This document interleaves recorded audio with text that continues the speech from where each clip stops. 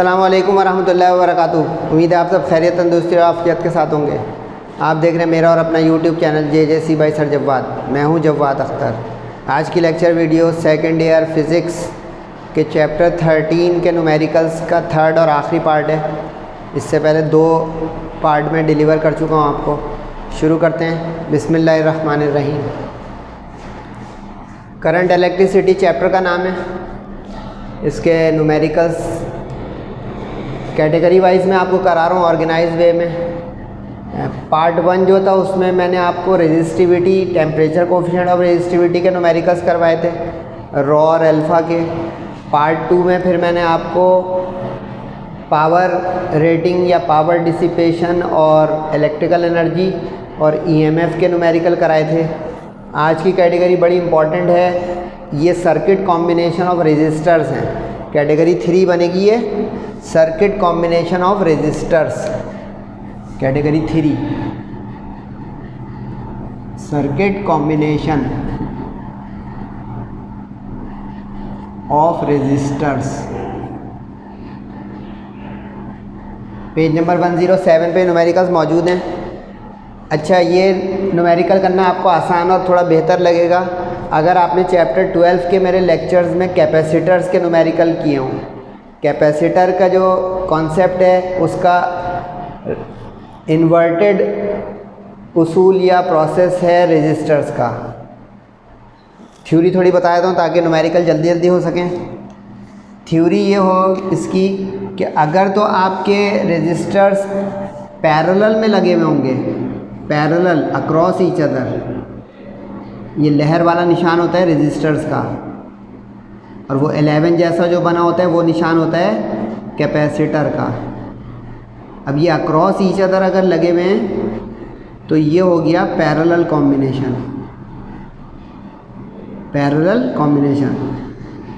अब V अगर supply है और रेजिस्टर है तो अब इसमें होगा ये कि करंट जो है वो डिस्ट्रीब्यूट हो जाएगा रेजिस्टर्स के अमंग। डिस्ट्रीब्यूट हो जाएगा करंट, यानी सबको अपना अपना करंट मिलेगा। यानी कि अगर ये रेजिस्टर 1 है, ये रेजिस्टर 2 है, ये रेजिस्टर 3 है, R इसका निशान होता है रेजिस्टर का, तो करंट तीनों को अपना अपना मिलेगा, I1, I2 और I3।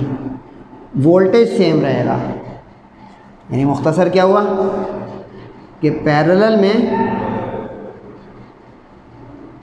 करंट डिवाइड और वोल्टेज सेम। इसको याद रखिएगा। और इसके बरक्स अगर ये 11 का अंदर ये पैरेलल का निशान है, कैपेसिटर मत समझिएगा। इसी तरह अगर सीरीज़ हो, सीरीज़ कॉम्बिनेशन, सीरीज़ ऐसा होता है कि एक के सामने एक लगा हो, ऐसे ये सीरीज़ है, और अक्रॉस ये पैरेलल है, तो इसमें करंट सेम चलता है। करंट का निशान I होता है, इस चैप्टर में बता चुका हूँ, और उसमें वोल्टेज डिवाइड हो जाता है। मुख्तसर ये हुआ कि कैपेसिटर का उल्टा कर लें। कैपेसिटर में जो है वो करंट नहीं, चार्ज का कॉन्सेप्ट होता है, लेकिन चार्ज से ही मिलकर जो है करंट बनता है। तो कैपेसिटर में सीरीज़ में चार्जेस सेम रहते हैं, इसमें रेजिस्टर्स में सीरीज़ में करंट सेम रहेगा। कैपेसिटर में पैरेलल में वोल्टेज सेम रहता है, रेजिस्टर में भी वोल्टेज सेम रहेगा। वोल्टेज यानी पोटेंशियल डिफरेंस का कॉन्सेप्ट एक ही रहेगा। सही है। इसी तरह इक्विवेलेंट रेजिस्टेंस का फार्मूला होता है। जैसे इस फार्मूले को आप सही से हाईलाइट करें, ये पैरेलल कॉम्बिनेशन का रेजिस्टर्स का फार्मूला है। सही है। और सीरीज़ में सम होता है, सीरीज़ में सम अप हो जाएगा, प्लस हो जाएगा। सही है यहाँ तक। अब आ जाए सवाल पे। 13.7 3 सवाल हैं इस कैटेगरी के, तीनों हुए हुए, लेकिन मिटा के 2 हल्के सवाल मिसलेनियस कैटेगरी के भी करूँगा, जाइएगा नहीं। Resistors of 20 ohm, 40 ohm and 50 ohm, ohm जो है यूनिट्स है रेजिस्टर्स के, are connected in parallel across a 50 volt power source. Find the equivalent resistance and current in each resistor. ये जो अंडरलाइन कर देता हूँ ये इसलिए करता हूँ ताकि इसमें आपको आसानी रहे कि न्यूमेरिकल क्या है। अब 3 रेजिस्टर दिए हैं, तीनों को नाम रख दें R1, R2, R3। अच्छा, आप वर्टिकल कीजिएगा। जितने भी न्यूमेरिकल हैं मैं कम जगह में करता हूँ, बता चुका हूँ पहले, तो ये आप वर्टिकल करिएगा ऊपर से नीचे, अपने काम में भी और बोर्ड एग्जाम में भी। रजिस्टर हो गए R1, R2, R3, 20, 40, 50। Power supply मैंने गलत लिख दिया, पावर सप्लाई V है, पावर से दिमाग में P आ गया। पावर सप्लाई यानी वोल्टेज सप्लाई यानी वोल्टेज 9 है, धोखा है पावर, मैंने भी धोखा, लेकिन नीचे सही हुआ है। अब दो पार्ट है, इक्विवेलेंट रेजिस्टेंस पूछ रहा है, equivalent resistance RE for equivalent, और करंट इन ईच रजिस्टर। अभी बता चुका हूँ पैरेलल में करंट डिवाइड हो जाता है, ये आपको पक्का रखना है, थ्योरी पे चल रहा है न्यूमेरिकल। करंट डिवाइड होगा तो 3 रेजिस्टर है, तो तीनों का I1, I2, I3, कभी 2 रेजिस्टर का आ जाएगा तो I1, I2, R1, R2। Okay हो गया। अब ये फॉर्मूला याद है आपको? अच्छा, फॉर्मूले के लिए भी एक चीज़ बता दूं आपको, कैपेसिटर में पैरेलल वाले में प्लस होता था, रेजिस्टर में पैरेलल वाले में रेसिप्रोकल का सम होगा। सर आप इतने रेफरेंस क्यों दे रहे हैं, पीछे का आगे का एक चैप्टर पढ़ा लें। ओ भाई, ये आप भी करोगे तो आपको जो है कॉन्सेप्ट क्लियर होगा, मिक्स होने से अवॉइड रहेगा, 2-3 चीज़ों का खिचड़ी नहीं बनेगी, समझे इस बात को। यानी अब उसमें मैं ये आमने सामने कैपेसिटर को क्यों रख रहा हूँ, 1 से 2 शिकार भी और दिमाग में मिक्सिंग हो रही है तो सामने आ जाए एक चीज़ कि अच्छा पिक्चर ये क्लियर हुई। यानी कैपेसिटर सीरीज़ में जो है वो रेसिप्रोकल होते हैं, रेजिस्टेंस जो है पैरेलल में जो है रेसिप्रोकल होते हैं। कैपेसिटर जो है पैरेलल में सम होता है और रेजिस्टेंस जो है वो सीरीज़ में सम होता है। लेकिन इससे फ़ायदा क्या हुआ, 1 से 2 भी हो गया, और कन्फ्यूजन आ रही है तो आमने सामने होकर हम उससे बच जाएंगे कि गलती या मिक्सिंग ना हो, बाकी आपकी मर्ज़ी। अब R1, R2, R3, 20, 40, 50 रखा, एलसीएम लेना आता है ना भाई। 20, 40 और 50 का एलसीएम कैसे लिया मैंने, ऐसे लिया बच्चों की तरह, 20, 40, 50 एलसीएम। 20 का टेबल पढ़ लें पहले, 21 ज़ा 22 ज़ा 50 नहीं आता 20 के टेबल में, फिर 2 का टेबल पढ़ लें, 21 ज़ा 21 ज़ा और ये 25 ज़ा हो जाएगा क्योंकि 25 ज़ा, और फिर अब 25 1 ज़ा 1 ज़ा 1 ज़ा। अब कर लें खुद ही, आपको पता चल जाएगा कि ये एलसीएम कैसे आया। सही है, तो 200 इसका एलसीएम आ गया। अब 200 एलसीएम में 10 + 5 + 4 कैसे पढ़ा ये मैंने, 20 10 ज़ा 10 1 ज़ा 10। कैलकुलेटर भी चला सकते हैं, 200 को 20 से डिवाइड करें जितना है वो यहाँ लिख दें, 200 को 40 से डिवाइड करें जितना है यहाँ लिख दें, 200 को 50 से डिवाइड करें जितना है यहाँ लिख दें, या टेबल पढ़ें मेरी तरह, 20 10 ज़ा 40 5 ज़ा 50 4 ज़ा। चॉइसेस जोड़, दोनों ऑप्शन बता दिए। अब प्लस करें 19/200, ध्यान रखिएगा ये रेसिप्रोकल आ गया, रेसिप्रोकल को उल्टा करेंगे तो आंसर आएगा, यानी 200/19, डेसिमल अलाउ है 10.52 ohm is the equivalent resistance of the set. अच्छा, सेट बोलते हैं, सर्किट बोलते हैं, क्योंकि 2-3 चीज़ों मिलकर एक सेट बन जाता है, तो इसलिए रेजिस्टर्स का सेट है। आंसर 1 आ गया। आंसर 2 भी पूछा हुआ है, करंट। करंट के लिए आपको मदद लेनी पड़ेगी ओम्स लॉ की। ओम्स लॉ याद कीजिए, ओम्स लॉ। ओम्स लॉ क्या था इस चैप्टर में मैं कैटेगरी करा चुका हूँ, V = IR। अब कभी I चाहिए करंट तो R अपॉन में चला जाएगा, तो अब V/R। अब V/R1, V के साथ 1 2 3 क्यों लगाया, थ्योरी दिखा दी। वोल्टेज सेम यानी V सेम, करंट यानी I डिवाइड, सही है।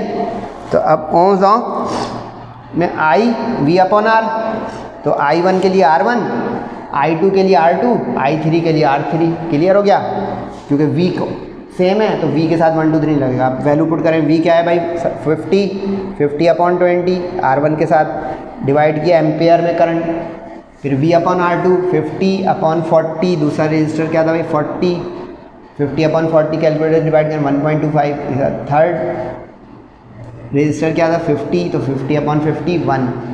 सही है जी। तो ये 3 आपके करंट ईच रजिस्टर में आ गए रिस्पेक्टिवली 2.5, 1.25 और 1। एक MCQs और आपको ITQ भी बता दूं कि जितनी कम कीमत की रेजिस्टेंस होगी उतना ज़्यादा करंट खाएगी। देख लें, 20 सबसे कम कीमत का है, करंट उसमें सबसे ज़्यादा है। 50 सबसे ज़्यादा कीमत का रजिस्टर है, करंट उसमें सबसे कम है। जब मैं थ्योरी बता रहा था इसकी, मैंने बताया ना स्पीड ब्रेकर वाली चीज़ है कि जहाँ पे स्पीड ब्रेकर बड़ा होगा ट्रैफिक आहिस्ता होके जाएगा, तो ट्रैफिक करंट सही, और speed breaker register. Concept clear है, माशाल्लाह, वेरी गुड। अच्छा ये बता दूँ, ये इंपॉर्टेंट न्यूमेरिकल है, इसको बहुत अच्छा प्रैक्टिस कीजिएगा। ये भी मैं साथ साथ बता दूं। और इसके बाद ये वाला जो 13.16 आएगा आगे, ये इम्पॉर्टेंट है। ये थोड़ा नेट प्रैक्टिस है, कॉन्सेप्ट के लिए देख लें, इम्पॉर्टेंट इतना नहीं है लेकिन फिर भी काम का है। एक 12 ओम का रजिस्टर है, 12 ohm register connected in series with a parallel combination of 10 registers each of 200 ohm. अजीब सा कहाँ लग गया होगा सवाल, कह रहे हैं एक रजिस्टर 12 ओम का है, ये देखिए भाई 12 ओम का एक रजिस्टर आ गया, उसको 10 रजिस्टर के पैरेलल कॉम्बिनेशन में जोड़ दें। ये कैसे होगा भाई, ये होगा ऐसे भाई, गौर से देखें, समझ में आई कहानी। ये सीरीज़ जहाँ पे ज्वाइन आ गया वो हो गया पैरेलल, तो ये सारे के सारे 1 से लेकर 10 तक डैश डैश इक्लिप्स लगा दिए गए, ये 10 हैं, ये 10 ओम के हैं, इसके साथ पैरेलल में लगा दें। इस तरह के जो क्वेश्चन होते हैं इसको कहा जाता है circuit reduction question. Circuit reduction के इन सब के बदले एक इक्विवेलेंट रेजिस्टेंस निकाल के बताओ। तो देखिए रेजिस्टेंसेस 10 हैं, उसको मैंने डॉट डॉट डाल के, आप 10 मरतबा लिखिएगा नहीं, 1 2 3 लिख दिया, डॉट डॉट का अंदर ये 10 एक ही वैल्यू के हैं, सही है, 10 ओम ईच ऑफ 200 ओम, सॉरी।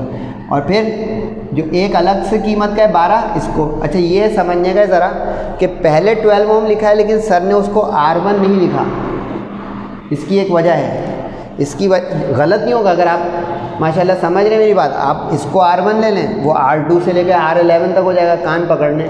मैंने क्यों किया ऐसा, ताकि एक आवाम अगर मेरे लेक्चर ले रही है तो वो कैसे समझे, इस तरह कि जहाँ से सर्किट रिड्यूस होना शुरू होता है ना, जहाँ से सर्किट रिड्यूस होना शुरू होता है, अगर हमारे इख्तियार में कि हम उसको R1 R2 नाम दें तो मैं उधर से नाम देना शुरू करूं, इसलिए मैंने इसको R1 R2 से लेकर R10 तक का, और जो 11वां है ये, क्योंकि इसका जो जवाब आएगा वो इसके साथ चला जाएगा सीरीज़ में। कहानी समझ में आई, देखें ठीक है, सीरीज़ में चला जाएगा उन 10 का जवाब, यानी ऐसा मंजर बन जाएगा आखिर में कि ये जो 11वां रजिस्टर था वो इन 10 के इक्विवेलेंट के साथ सीरीज़ में हो जाएगा। सीरीज़ कहते हैं इसको, सेम पाथ सेम पैसेज, और अक्रॉस जो होता है ये होता है पैरेलल।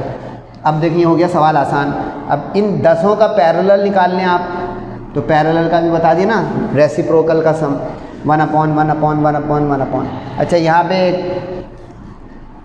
मैथमेटिशियन चीज़ बता दूँ आपको, जब सारे एक ही कीमत के रजिस्टर हो ना तो आप 10 मरतबा 15 मरतबा 5 मरतबा एलसीएम ना लें, सब एक कीमत के हैं ना, बराबर कीमत के हैं ना, तो आप उसको कॉमन ले लेंगे। यानी ये देखिए इस तरह 1/R कॉमन ले लिया, क्यों, क्योंकि R1 R2 R3 सब बराबर है, और multiply by number of register जो है वो आप कर दें, समझे कुछ, यानी कितने हैं, n का मतलब नंबर 10 हैं, 10 और R जो है कॉमन कीमत है। अब देखें मैंने यही टेक्निक चलाई, वरना एक बच्चों की तरह कोई करे 1/200 1/200 1/200 1/200 एलसीएम आएगा 200, बताएं मैं कहाँ पहुँचा, मैं 1/200 से डायरेक्ट पहुँचा, फिर वो ऊपर करेगा 1 + 1 + 1 + 1 कितनी बार, 10 बार, 10 टाइम्स 10 आएगा, 1 को 10 दफ़ा करेंगे तो कैसा, समझ में आई।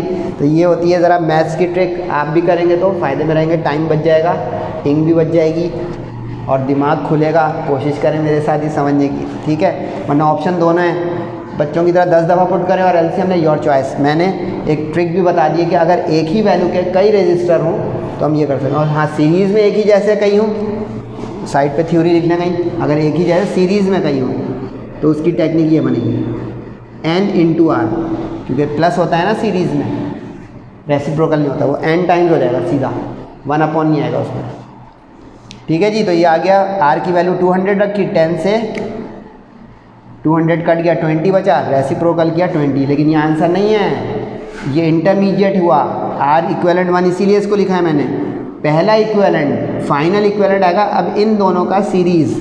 तो देखें दोनों का सीरीज़, अब ये जो 11वां रजिस्टर था 12 ओम का ये, और जो हमने निकाला 20, इन दोनों का सीरीज़ में प्लस, तो सीरीज़ के फॉर्मूले को भी सामने कर लें अपने, क्योंकि इत्तेफाक से ये भी पैरेलल का सवाल आ गया, ये भी पैरेलल का आ गया, लेकिन एंड हो रहा है सीरीज़ से, तो बॉक्स बना दिया फॉर्मूले के लिए, लेकिन ओरिजिनल फार्मूला लिखें, R = R1 + R2 कि 2 हैं तो R1 R2, 3 होते तो R1 + R2 + R3। समझ में आ गई बात। तो इस तरह हमारा 32 आ गया equivalent resistance of the circuit. कोशिश किया करें सवाल में से वर्डिंग उठाएं। जैसे सर्किट लिखा है तो मैंने सर्किट लिख दिया, सही है। इसमें जो सेट किसी में बोलेंगे ऑफ सेट तो हम सेट लिख दें, of each set, equivalent of the set, ठीक है। ये है न्यूमेरिकल मज़ेदार और नॉलेज का भी है, समझिए। इसमें कह रहे हैं आपको 3 इक्विवेलेंट रेजिस्टर्स दिए हमें, यानी 3 रेजिस्टर हैं, ठीक है, और तीनों बराबर हैं 12 ओम के, इक्वल वैल्यूज़ के। अब आगे वो एक इशारा दे रहा है कि हम 4 तरीक़ों से सर्किट में लगा सकते हैं। आधा इशारा वो दे रहा है, आधा हमसे मांग रहा है, कह रहे 4 तरीक़ों से हम जोड़ सकते हैं। अब आप एज ए स्टूडेंट या मैं एज अ टीचर वो चारों से इक्विवेलेंट कॉम्बिनेशन निकाल कर बताएँ, यानी इक्विवेलेंट रेजिस्टेंस बताएँ। तो अब ज़रा समझिएगा कि वो 4 कॉम्बिनेशन कैसे बनेंगे। 2 तो आप लोग भी समझ रहे होंगे। कॉम्बिनेशन 1, अच्छा तीनों एक वैल्यू के तो R1 R2 R3 बराबर, जैसे इसमें 10 थे, ज़्यादा हो तो डॉट डॉट लगा दिया, 3-4 तक हो तो डॉट मत लगाइएगा, सारे लिखिएगा, सही। इक्विवेलेंट ऑफ 4 कॉम्बिनेशंस, ठीक। पहली पॉसिबिलिटी है कि तीनों को सीरीज़ में लगा दें, सबसे आसान, हाँ बोल दें जल्दी से, वेरी गुड, कि तीनों को सीरीज़ में लगा दिया, मुमकिन हो गया ना भाई। तो सीरीज़ का फॉर्मूला सम ऑफ इंडिविजुअल, तो 12 12 12 एक ही वैल्यू के थे, 36 आ गया, ठीक, आसान है ना यार। दूसरी पॉसिबिलिटी है कि तीनों को पैरेलल में लगा दें, मैं तीनों को सीरीज़ में लगा दें, तीनों को पैरेलल में, यानी ये वाली डायग्राम अगर चाहें तो वहाँ बन जाएगी, ये तीनों अब पैरेलल में, ये मंजर हो गया। इस समझ में आई बच्चों, वेरी गुड। यानी R1 R2 R3 पैरेलल में तीनों के तीनों हैं, तो तीनों का रेसिप्रोकल का सम फॉर्मूला क्या हो गया, पैरेलल में रेजिस्टर्स रेसिप्रोकल का सम देते हैं और सीरीज़ में सम देते हैं इंडिविजुअली, यानी अलजेब्रिक सम। अब 1/12 1/12 1/12। अब कुछ अच्छे बच्चे सोच रहे हैं सर इसमें 1 1 1 एक जैसे हैं, इसमें भी हम ये वाली टेक्निक चला सकते हैं, बिल्कुल, बिस्मिल्लाह। सर तो यही दिखा रहे हैं कि देखो कभी यूँ करेंगे कभी यूँ, कि सर के दिमाग में ये कुशादगी और एक्सेप्टेंस है, आप भी करें। मैं तो इलस्ट्रेट के लिए देखो ऐसा भी दिखा दिया वैसा भी दिखा दिया, आप जिसमें प्रैक्टिस में आ जाए वो करें। जरा देखें यहाँ पे खुद ही ये वाला लगाने लग रहा है कि नहीं लग रहा है, ईमानदारी से बताएं। 1/12 × 3, वहीं पहुँचे, समझे क्या कहने जा रहा हूँ। रजिस्टर तीनों 12 हैं तो 1/12 कॉमन आ गया, कितने रजिस्टर हैं 3, 3 टाइम्स, वहीं पहुँचे 3/12, ऐसी चीज़। अब 3 से 12 कट गया 4, हाजिर रहिएगा, ये 1/4 आया तो उलट के दूसरे कॉम्बिनेशन का इक्विवेलेंट आ गया 4।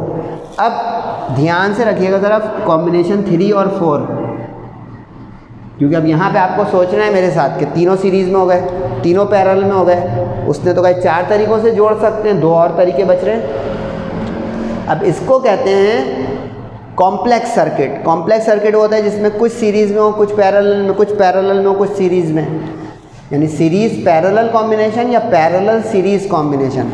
अब मैंने क्या वर्डिंग लिखी, 2 resistors connected in parallel with 1 resistor in series, यानी इसको अगर आप लिखना चाहेंगे तो आप लिखेंगे ये पैरेलल सीरीज़ कॉम्बिनेशन, ये कहलाएगा ये वाला कॉम्बिनेशन, यानी 2 पैरेलल में और तीसरा उसके साथ सीरीज़ में। ये कैसे बनेगा अगर डायग्राम आपको नज़र आ जाए मेरी, ये बना पहला और ये बना दूसरा, ये आ गए पैरेलल में, इसके साथ तीसरा सीरीज़ में, यानी ये ऊपर नीचे हो गए पैरेलल, और ये जो जवाब आएगा इसका इन दोनों का पहले वो आ जाएगा थर्ड के साथ सीरीज़ में। गॉट इट, ये चीज़। अब यानी कि हम इसको 2 हिस्सों में सॉल्व करेंगे। पहले हम निकालेंगे पैरेलल वाले का, पैरेलल सीरीज है ना, पैरेलल का पहले करेंगे। पैरेलल का रेसिप्रोकल का सम होता है तो 2 को लेंगे क्योंकि 2 पैरेलल में आए। 1/12 1/12 तो 2/12 कट के हो गया 6। ओके हो गया, ये आंसर नहीं है, ये इतने हिस्से का आया। तो अब इसका जवाब अगले के साथ जाएगा सीरीज़ में, यानी कि ये मेरा R इक्विवेलेंट 1 आ गया, तो अब ये इसके साथ R3 जो बचा हुआ है तीसरा रेजिस्टर वो इस्तेमाल में आएगा। तो अब देखें ये आ गया 6 रेसिप्रोकल होकर, अब 6 के साथ तीसरा जो 12 है वो रख दिया, तो 18 अब आया नेट इक्विवेलेंट इस पैरेलल सीरीज कॉम्बिनेशन का। समझ में आ रही है ना बात बच्चों, ये चीज़। अब अगला कॉम्बिनेशन इसका रिवर्स होगा, यानी series parallel. Series parallel, sir ये कैसा होगा? ये बच्चों ऐसा होगा कि इसमें 2 सीरीज में बनाए आप और इसके बाद तीसरे को पैरेलल में करना है, ऐसा 2 सीरीज में आमने सामने आ गया पैरेलल। यानी कि अब हम इसका पहले इन दोनों का सॉल्व करेंगे सर्किट और फिर ये। इसको आप लोग मज़ीद यूँ समझ सकते हैं कि जो पहले सॉल्व करना है ना उसको आप निशान लगा लेंगे, भाई ये पहले मरहले में सॉल्व होगा तो इससे आर इक्विवेलेंट 1 आएगा, इसका जो जवाब आएगा वो इसके साथ सॉल्व होगा, तो देखिए अब इसका आर इक्विवेलेंट 1 आ जाएगा, ये इसके साथ सॉल्व होके टोटल आर दे देगा। कहानी समझ आई? जैसे इसमें भी यही हुआ कि इन 2 के बदले पहले ये आ गया आर इक्विवेलेंट 1 और वो दूसरे के साथ जाके दूसरा कह रहा हूँ जो बचा तीसरा रजिस्टर उसके साथ सीरीज में आ गया। कहानी समझ आई? तो इस बुनियाद पे अब आप इस वाले को कह सकते हैं series parallel combination. Series parallel combination. अब सीरीज़ पहले करेंगे तो सीरीज़ शुरू के 2 हो गए, यानी ये वाले 2 सीरीज़ में सीरीज़ सम होता है, ओके। तो 12 + 12 24 और जो जवाब आया वो पैरेलल में आ गया अगले के साथ, तो पैरेलल होता है रेसिप्रोकल सम। तो 24 जो है वो इक्विवेलेंट 1 और जो तीसरा बचा हुआ रजिस्टर है क्योंकि तीनों बराबर है 12 12, तो 24 और 12 का एलसीएम अब आएगा 24, तो 12 2 जा तो 2 1 जा 2, तो 3 1 जा 3 8 जा 24, देखो सही 8 आ गया हमारा रेसिप्रोकल होकर 8 ओम। तो 4 पॉसिबल कॉम्बिनेशन के 4 possible answer 36 ohm when all connected in series, 4 ohm when all connected in parallel, 18 ohm when 2 in parallel with third in series and last 2 in series with fourth in parallel। जाइएगा नहीं, 2 numerical और कराऊंगा, लेकिन इसको भी सुन के जाएं एक चीज़, MCQs ITQs। अगर आप मिनिमम रेजिस्टेंस हासिल करना चाहते हैं सर्किट में तो तमाम को लगा दें पैरेलल में, क्योंकि देखिए इन चारों में सबसे छोटा 4 है, ठीक हो गया। और अगर आप मैक्सिमाइज़ करना चाहते हैं रेजिस्टेंस किसी सर्किट की, यानी आपने कोई इलेक्ट्रिकल इंजीनियर बनना है तो वहाँ के लिए बड़ी हैंडी बात बता रहा हूँ, सबसे कम कराना चाहते हैं कम से कम मिनिमाइज़ कीमत, तो तमाम को पैरेलल में अटैच कर दें। और अगर मैक्सिमाइज़ करना चाहते हैं तो तमाम को सीरीज़ में कर दें। और कैपेसिटर में इसका उल्टा कीजिएगा, कैपेसिटर में तमाम को सीरीज़ में लगा देंगे तो मिनिमाइज़ हो जाएगा कम से कम, और तमाम को पैरेलल में लगा देंगे तो मैक्सिमाइज़ हो जाएगा ज़्यादा से ज़्यादा। बहुत काम की बात है। एक चीज़ और, यहाँ तो उसने बोल दिया कि 4 पॉसिबल वेज़ हैं आप करें। बोर्ड एग्ज़ाम में ये सवाल यूँ भी आ सकता है कि वो आपको इन 4 में से 2 आंसर दे दे, 3 आंसर दे दे और कहे कि कौन सा कॉम्बिनेशन ये आंसर देगा, ये रिज़ल्ट देगा, ये इक्विवेलेंट देगा। तो अब इसमें आपको पहले रफ वर्क करना होगा, क्योंकि आपने सारे कर दिए चारों और एक को डिस्कार्ड कर दिया, वो कहेगा ये नकल कर रहा है। यानी फ़र्ज़ करिए अभी वो 18 वाला नहीं देता कि बताएं कि 36, 4 और 8 किन किन पॉसिबल कॉम्बिनेशन से इक्विवेलेंट आएगा। तो अब आपको पहले रफ पे जल्दी जल्दी करना होगा कि 36 तो तीनों के प्लस से आ रहा है, यानी सीरीज़ वाला करना है। 4 तीनों के पैरेलल से आएगा, यानी पैरेलल वाला करना है। और फिर 8 दिया उसने, तो इसका मतलब ये है कि आप अगर रफ पे ये वाला जल्दी से कर भी रहोगे पैरेलल सीरीज़ का, तो उसको फेयर नहीं करेंगे और डायरेक्ट 8 वाला सीरीज़ पैरेलल का फेयर कर देंगे। अच्छा, इसी सवाल को कैपेसिटर बना के ज़रूर कीजिएगा, क्योंकि कैपेसिटर में ये सवाल बुक में नहीं है, आ सकता है। वो कह दे कि 3 equal capacitors of 12 microfarad. Note करें बच्चों, मैं देखें पूरी कोशिश कर रहा हूँ कि आप लोगों को मैं गाइडेंस दूँ और अंडरस्टैंडिंग दूँ, बाकी आपकी मर्ज़ी। जाइएगा नहीं भाई, 2 न्यूमेरिकल बाकी हैं छोटे छोटे।